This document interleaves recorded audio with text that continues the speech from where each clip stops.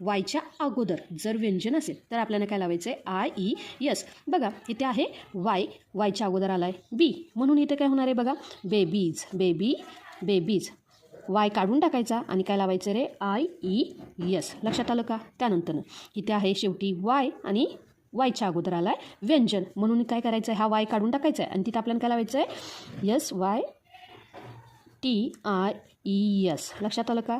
Cities. त्यानंतर जे काही कंट्री, आता ह्या कंट्रीमध्ये काय आहे रे वायच्या अगोदर आला व्यंजन म्हणून काय करायचं हा वाय काढून टाकायचा आणि तिथे काय लावायचं आहे आय ई यस.